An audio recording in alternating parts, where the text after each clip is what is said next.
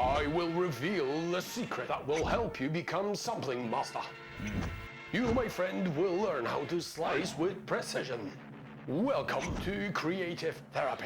Use your sample in the browser. Once you've found it, load it to the memory by pressing on the big wheel or by using the load button on the screen. Now press Sample Edit. You can now see the sample that you have chosen represented by the waveform. Since we're going to focus on the ways how to chop up the samples, press Trim in the bottom left-hand corner to go to the Chop tab.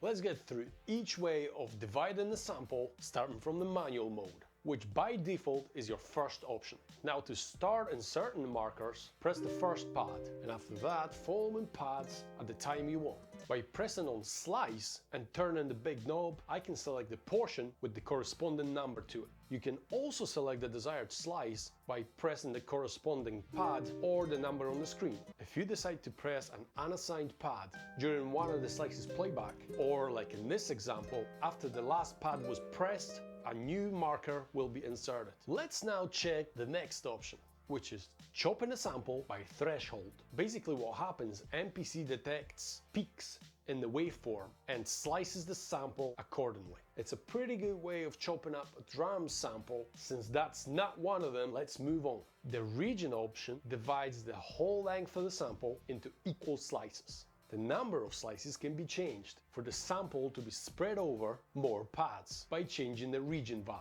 By doubling the number, like in this example, the sample will be spread over 2 banks of pads. But if you'd like to, you could spread it over 3 banks, and so on and so forth. So you can basically utilize all the banks from A to H should you want it to. The last option allows you to chop up the sample based on MPC's detected beats per minute, or BPM for short. This, once again, is a very useful and quick way of chopping up your sample. The amount of slices can be determined by changing the values of beats and bars. Before we get into other options, there's one that is very handy, especially if you want to be a little bit more precise with your sample. You can very quickly use zoom by choosing the 4th Q Link bank and using the very last knob. By turning it left or right, you can zoom in or zoom out. Using the Q Link knobs in banks 1 and 2 allows you to adjust the start and end point of a slice. Going from the top, the first knob gives you the least precision, whilst the one at the very bottom is for really anal folks. Why is everybody looking at me, man? Anyway, let's continue. Well, the slices are basically connected, meaning one end of the slice is the beginning of another. Yet, you do have an option to change the start and end point the way so the actual slice becomes independent, and you can do it by depressing Link Slice button. Now, after adjusting the chop, its start and end marker is neither the beginning or the end of another slice. Here's another very useful feature. If, for instance, you'd like to very quickly and precisely half one of the slices, you can quickly do it by pressing Combine Split button. After that process, all slices after the new chop will move one number and equally one pad up, but only if the Link Slices button is enabled.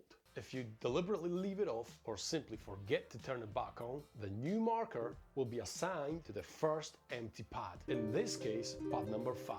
If you'd like to combine 2 slices into one, it is also important to check Link Slices button is turned on.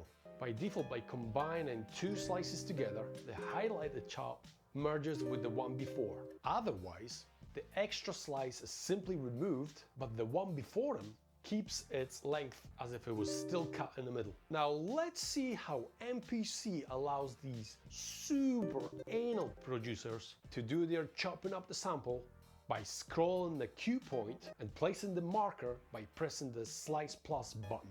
All is left for you now is to try all those things yourself. Let me know if you found this video useful in the comment section below. And don't forget to smash that like button if you liked it. If you're interested in the content I produce, please consider subscribing to the channel with notification bell turned on. For now, keep occupied.